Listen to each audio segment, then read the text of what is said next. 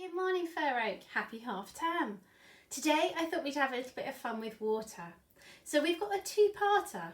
The first part we're going to do what's called the upside down glass.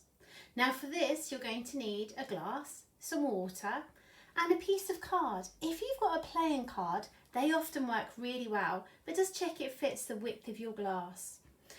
Also, I suggest you either practice this over a bowl or over the sink, or do this outside. You'll need to do the second part outside, so you could have fun and do the whole thing outside. Right, if you have all of those items, let's get started. Okay, job one. The first thing we're going to do is we're going to fill our glass with water to almost the top.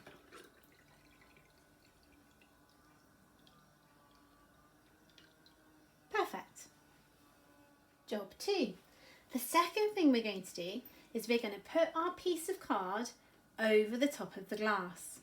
Now what you're going to do next is you're going to need to turn the glass or tip the glass upside down, but keep your hands on the card. Now this is where I suggest you do it over a bowl or over the sink or outside, because it could get messy. So cards over the top of the glass, we're going to tip it upside down, okay? And hold it there just for a little while.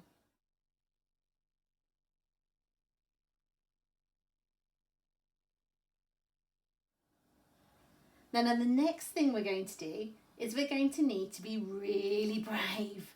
We're going to need to remove our hands from the piece of card. Ta-da! Look at that! Isn't that amazing?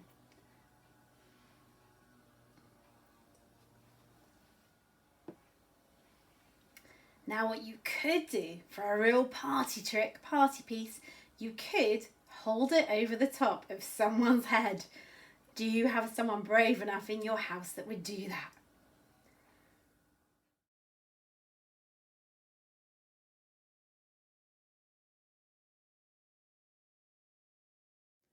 So why does it work?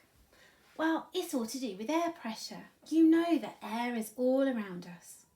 When we put the water into the glass and we tipped it over, the water acted as a seal between the glass and the card. The air was pushing up from underneath, and the paper and the seal were strong enough to hold the weight of the water from pushing the card down.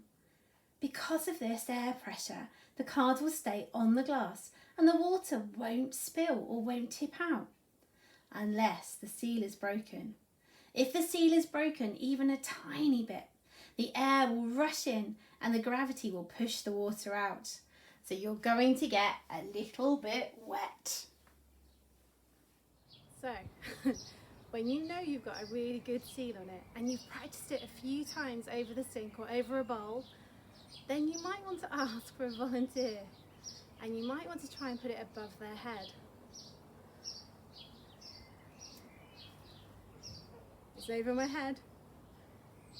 It's looking good. But do you remember I said that if the seal broke, you're going to love this bit? I'm not sure I am. What's going to happen? So if I pull this piece of paper, what's going to happen? Have a quick predict.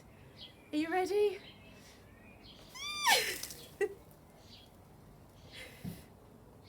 That happens.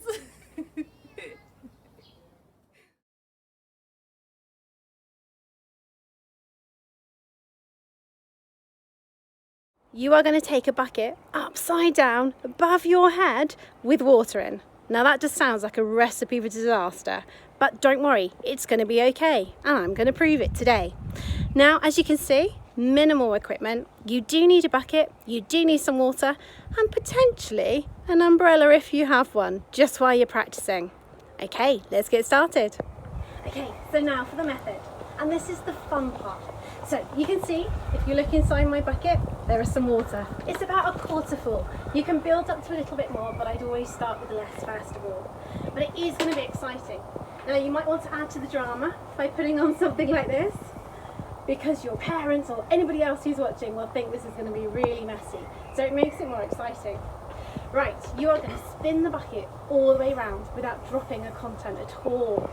So I look around, make sure no one's around me, and please be careful, especially if you have younger brothers or sisters, At the moment I've got Byron walking around, but he's fine, I've got an eye on him. Okay, so add to the drama. We're gonna go 1, 2, 3, whee! All the way around, and not a drop of the water would spill.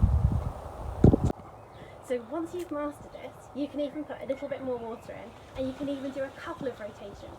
So you can start to build up to a few rotations. Don't do too many though, don't get too confident. But remember, keep the speed up. So we're gonna send it round a couple of times. I'm going for 3. Not a drop would spill. So why did it happen? Well, we're exploring circular motion, or centripetal force. Now you'll learn more about this in Wyvern, but I'll just go through it simply with you right now. There's a bucket of water spinning around you, and yet you're not getting wet, or at least you're not getting wet when you practice it. You're exploring the force which is acting on the object or the bucket of water, and it pulls it towards the centre of the path. So as it moves round in the circular path around your body, it's being pulled towards the centre. Now you can see this force or even feel this force if you're on a roller coaster when they loop the loop. And this is also the same as when satellites are orbiting around a planet. As you spin the bucket, it may feel like it wants to fly off in a straight line. If you let go, it would. Please don't try that. You don't need to, just trust me. But this demonstrates Newton's first law of motion. The bucket wants to move in a straight line, but you make it move in a circle. The water pushes really hard to the bottom of the bucket because of the force of the spin and the speed. Now, if you don't do it fast enough, gravity is going to win and you're going to get wet. I hope you really enjoy this one. This one's good fun and it's quite nice to be outside for a change in the garden. See you next time, guys. Bye for now.